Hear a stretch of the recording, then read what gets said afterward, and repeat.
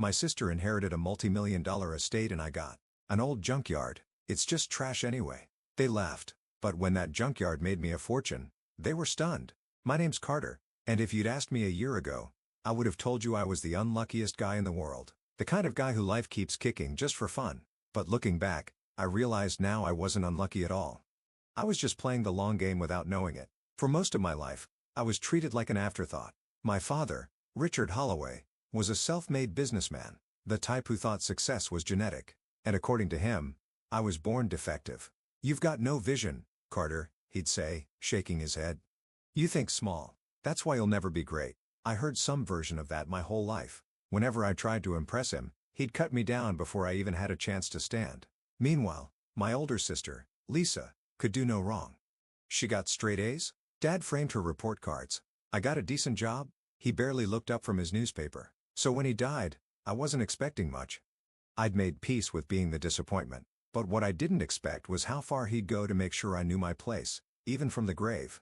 At the reading, Lisa sat beside me. Her designer purse perched on her lap like a trophy. The lawyer listed everything Dad had left her: the estate, the investments, the summer house in Napa, millions of dollars in assets. Then he turned to me. "And to Carter Holloway, your father has left you the Holloway salvage yard, a junkyard." Lisa let out a laugh so loud it echoed in the room. "Oh my God," she snorted, barely containing herself. "That's perfect. Carter, king of the trash heap."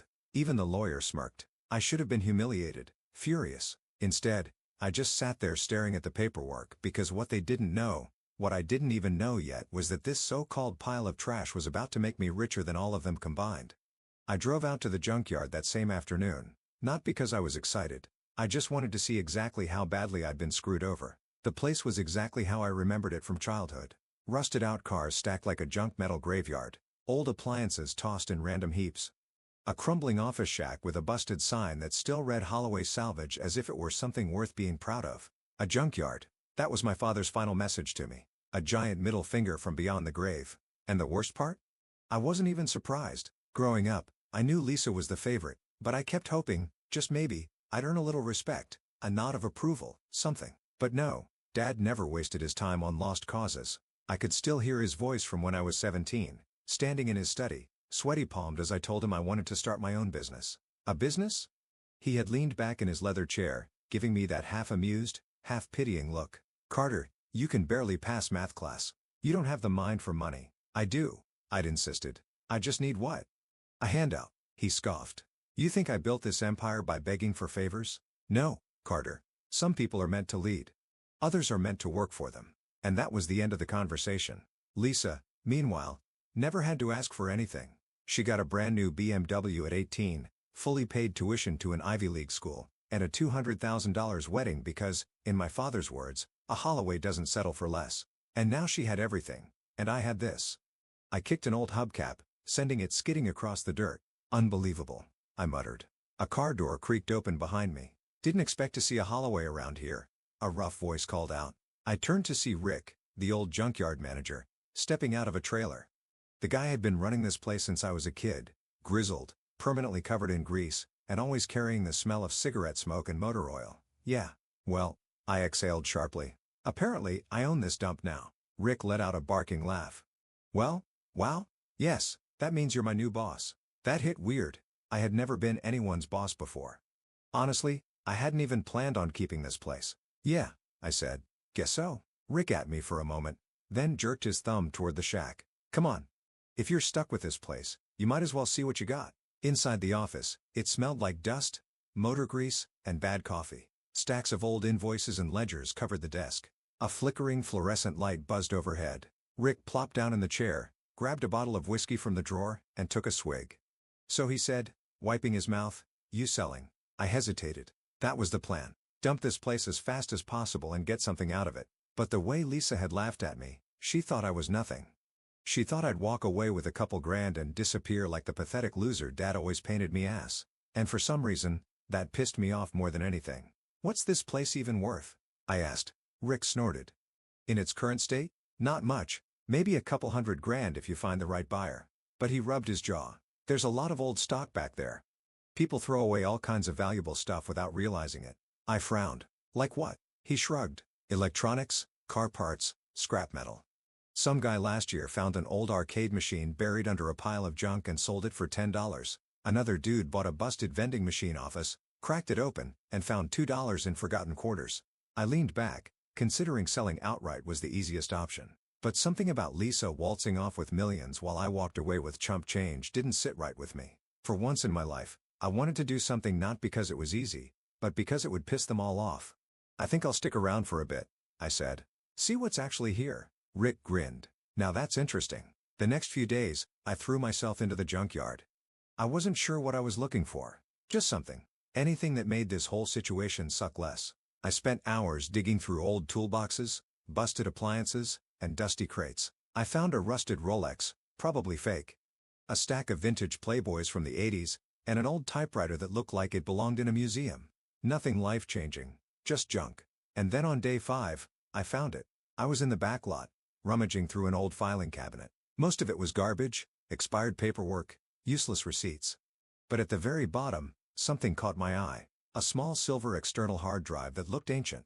Early 2000s, maybe. Scuffed and covered in dust, but intact. Curious, I took it inside and plugged it into an old computer. At first, nothing happened. Just a flickering cursor. Then a single folder popped up. BTC_wallet_backup. BTC Bitcoin. My heart started hammering. I clicked it open. Inside was a text file labeled wallet key, a long string of letters and numbers. A private key. My fingers felt numb as I copied the key and pasted it into a blockchain explorer. The screen loaded, and then ow. My breath caught. Balance, 12,000 BTC. I blinked. Stared. Did the math in my head? 12,000 Bitcoin. At today's market value, that was $800 million. I choked on my own breath. My pulse roared in my ears. For a solid minute, I just sat there staring at the number, my brain refusing to process what I was seeing.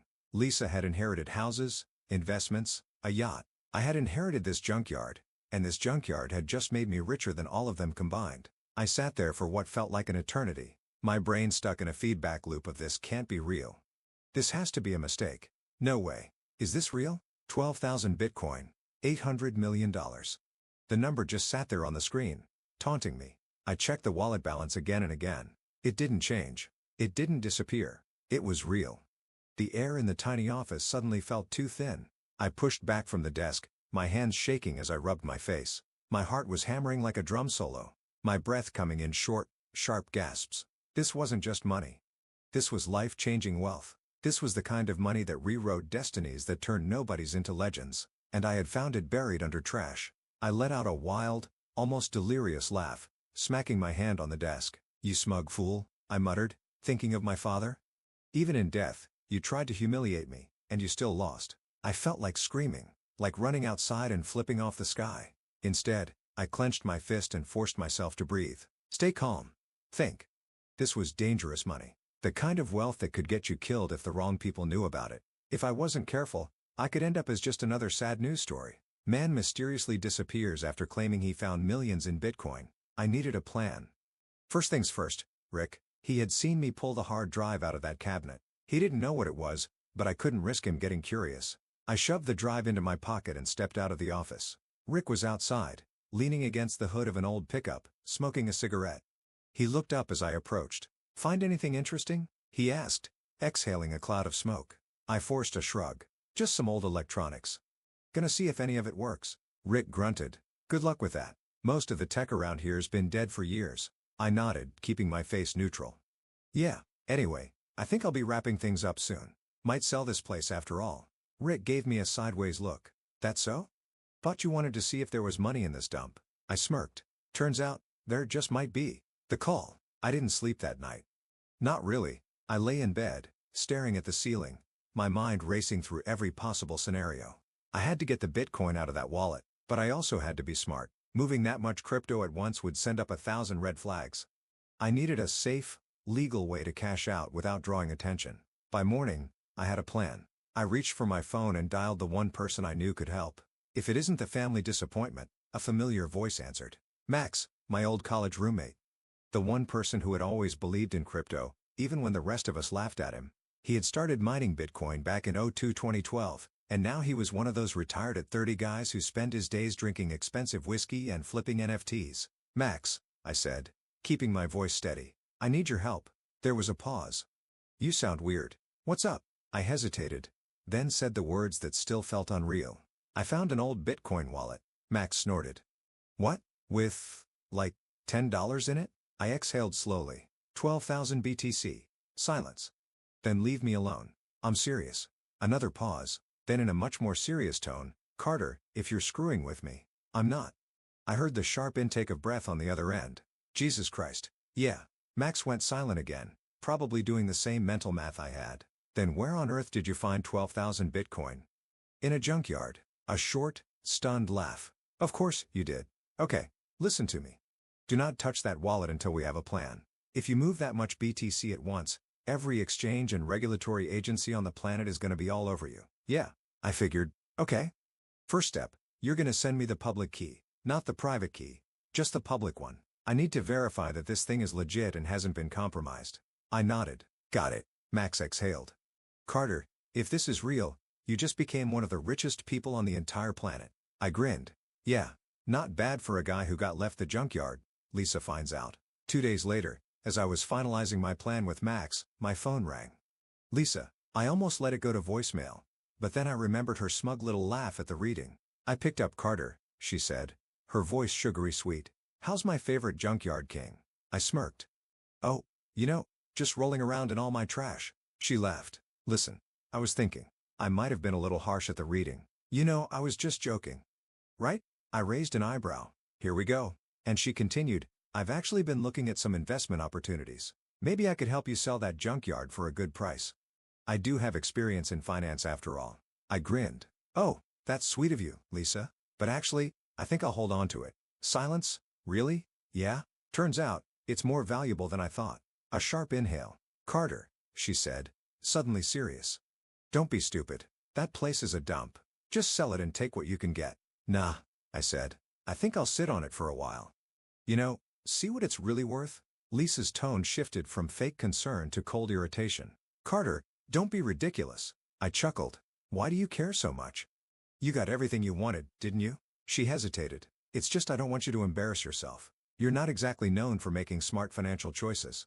I grinned, leaning back in my chair. Well, Lisa, I said, let's just say, I think my luck's finally turning around. Lisa had no idea. Nobody did, but they were about to. The thing about sudden, ridiculous wealth is that it doesn't change who you are. It just reveals who everyone else really is. And my family? Oh, they show their true colors real fast. The first move. Max and I spent the next week strategizing. Moving that much Bitcoin was like playing chess with snipers aimed at your head. One wrong move, and suddenly, you've got government agencies, hackers, and God knows who else sniffing around your fortune. The plan was simple. Slow liquidation, multiple wallets, multiple exchanges, all under the radar. Step 1 was securing the wallet. We moved the Bitcoin to a cold storage device and split it across multiple new wallets for safety. Step 2 was setting up a trust, one that wouldn't link directly to me. Step 3, cash out carefully. I started small. A few $100,000 here, another couple $100,000 there. Just enough to set things in motion. By the end of the first month, I had a fresh $10 million in my newly established offshore accounts, and not a single soul in my family knew a thing. Well, not yet. The family comes crawling. It didn't take long before Lisa caught wind that something was off. At first, she just called more often. Sweet little check-ins like, hey, Carter, how's my favorite little brother?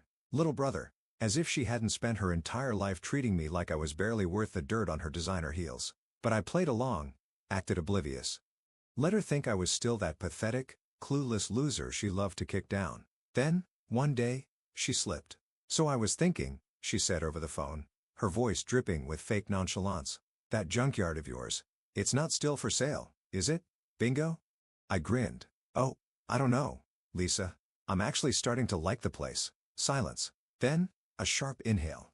Carter, be serious. Oh, I'm serious. I leaned back in my chair, spinning a solid gold coin between my fingers. In fact, I just put in some renovations. You wouldn't believe what people throw away these days. She was quiet for a long moment. Then, in a much colder voice, what's going on? I chuckled. Why, Lisa? Worried I actually figured out how to make something of myself. She scoffed. Oh, please. You couldn't run a lemonade stand without screwing it up. I smirked. Maybe, but you might want to rethink that, considering I just bought my third property this month. Dead silence. You're lying. I laughed. Am I? That was the moment she knew. Something was very, very wrong. The panic sets in. By the time I liquidated my first $50 million, things got hilarious. Lisa showed up at the junkyard in person looking pissed. She stepped out of her brand new Porsche, sunglasses perched on her head, her expression carefully composed. But I could see the cracks, the tension in her jaw, the way she clutched her designer purse like it was a lifeline. Carter, she said smoothly, we need to talk. I leaned against the rusted-out hood of an old Chevy. Oh? About what? She crossed her arms. Cut it out. I grinned. Wow, that's quite a way to greet your favorite little brother.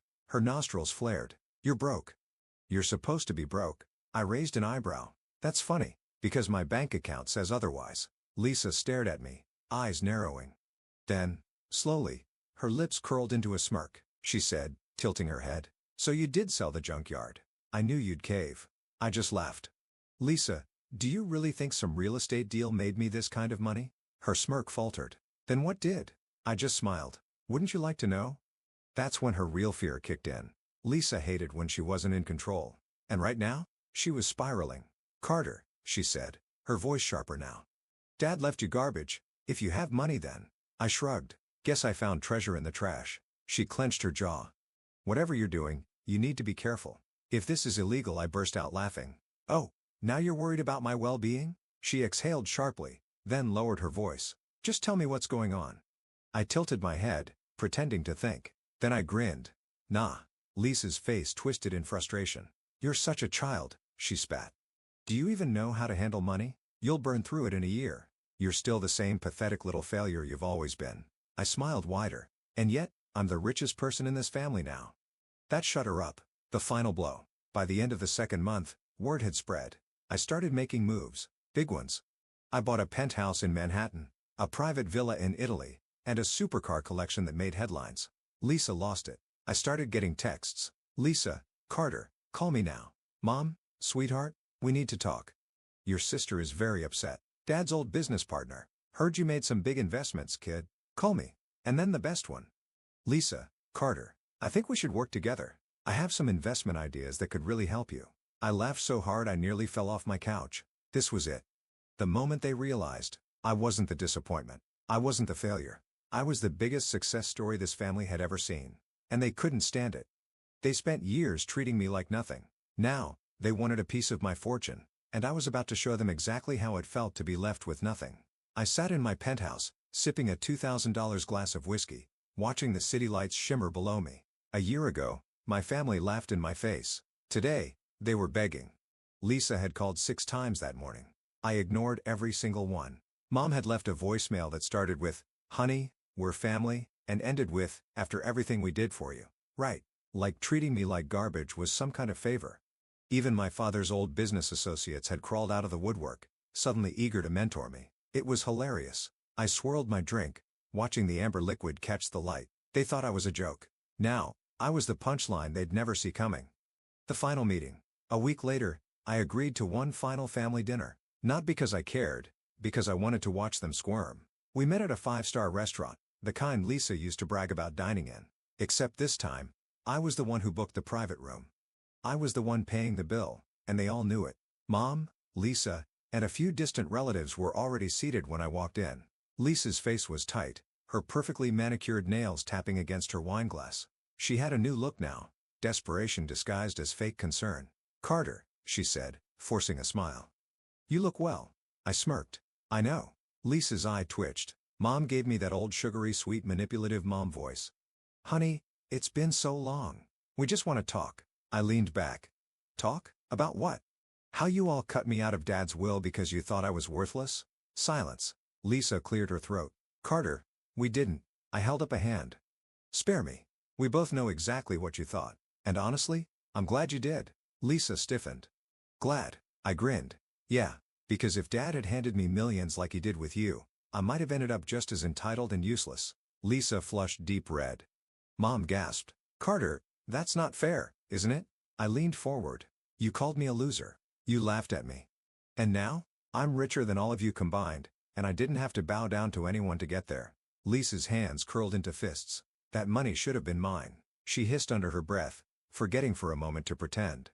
I laughed loudly. There it is. I said, shaking my head. You don't care about me. You just can't stand that I want.